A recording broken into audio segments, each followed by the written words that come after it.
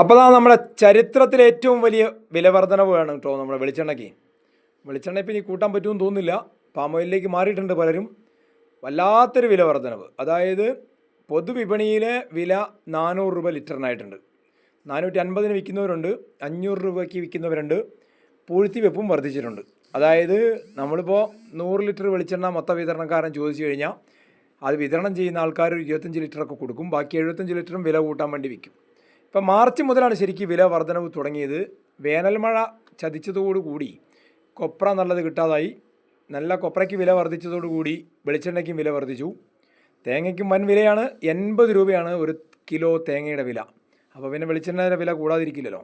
ഇപ്പോൾ ഏത് കമ്പനി വില ഉള്ളത് വാങ്ങിയാലും നമുക്ക് നല്ല വില കൊടുക്കണം. അതിപ്പോൾ ഏത് കമ്പനിക്ക് ഈ കമ്പനിക്ക് മാത്രം വില കൂടുതൽ എന്നില്ല, എല്ലാ കമ്പനിക്കും വിലയാണ്.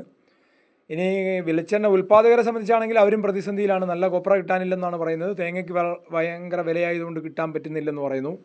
എന്തൊക്കെയാണെങ്കിലും ഇത് ലാസ്റ്റ് വന്ന് അവസാനിക്കുന്നത് നമ്മുടെ കുടുംബ ബഡ്ജറ്റിനെയാണ് തകർക്കുന്നത്. വീട്ടിൽ കടുക് വറുക്കാനിരിക്കുന്നവരും എന്തെങ്കിലുമൊക്കെ പപ്പടം കാച്ചാനിരിക്കുന്നവർക്കൊക്കെ ആകെ വലിയ ഭീഷണിയായിട്ടുണ്ട്. പൊതുവിപണിയിൽ സർക്കാർ ഇടപെടണമെന്നൊരാവശ്യവും ഉയർന്നിട്ടുണ്ട്. കാരണം ഇതിപ്പോൾ നിങ്ങൾക്കൊക്കെ അറിയാലോ, നിങ്ങളുടെ നാട്ടിലൊക്കെ എത്ര രൂപയാണ് വില എന്നറിയില്ല. നമ്മുടെ നാട്ടിൽ 400 രൂപ, 450, 500 രൂപയൊക്കെയാണ് വിലയുള്ളത്.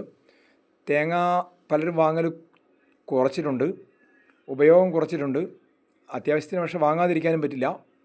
അങ്ങനെ വരുമ്പം ചെറുകിട ഹോട്ടലുകാരെ ബാധിച്ചിട്ടുണ്ട്, കുടുംബ ബഡ്ജറ്റിനെ ബാധിച്ചിട്ടുണ്ട്, മൊത്തം സംരംഭകരെ ബാധിച്ചിട്ടുണ്ട്. എല്ലാ സർവ്വ മേഖലയിലും ഈ വെളിച്ചെണ്ണ വില വർധനവ് ബാധിച്ചിട്ടുണ്ട്. അതൊരു വല്ലാത്ത കുതിച്ചു കയറ്റായിപ്പോയി. സാധാരണ സ്വർണത്തിനൊക്കെ വില കുതിച്ചുയരുന്നു എന്നൊക്കെ നമ്മൾ പറഞ്ഞു കേട്ടിട്ടില്ലേ?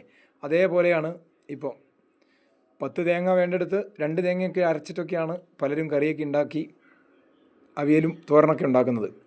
അപ്പോൾ എന്തെങ്കിലും ഒരു പരിഹാരം ഉടൻ ഉണ്ടാകുമെന്നാണ് നമ്മുടെ എല്ലാവരുടെയും പ്രതീക്ഷ. അപ്പോൾ ഈ കമൻറ്റ് ബോക്സിൽ നിങ്ങളുടെ നാട്ടിലെ വെളിച്ചെണ്ണയും നിങ്ങളുടെ പ്രശ്നങ്ങളും ഒക്കെ ഒന്ന് കമൻറ്റ് ചെയ്യുക. ഇത് അധികൃതരിലേക്കും കൂടെ എത്തണം, അതാണ് നമ്മൾ ഉദ്ദേശിക്കുന്നത്. അധികൃതരിലേക്കും കൂടെ ഇതൊക്കെ എത്തണം, ഈ അഭിപ്രായങ്ങളൊക്കെ. പൊതുജനാഭിപ്രായം സർക്കാരിലേക്കും ഭരണകർത്താക്കളിലേക്ക് എത്തുമ്പോൾ ഒരു പരിഹാരമൊക്കെ ഉണ്ടാവും നമുക്ക് പ്രതീക്ഷിക്കാൻ പറ്റും.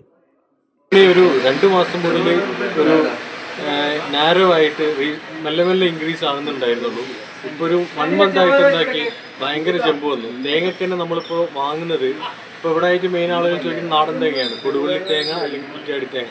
അത് ഇന്ന് നമ്മുടെ വില 81 രൂപയാണ്. പിന്നെ വെളിച്ചെണ്ണയിൽ തെങ്ങിൽ കയറാൻ വരെ ആളെ കിട്ടുന്നില്ല.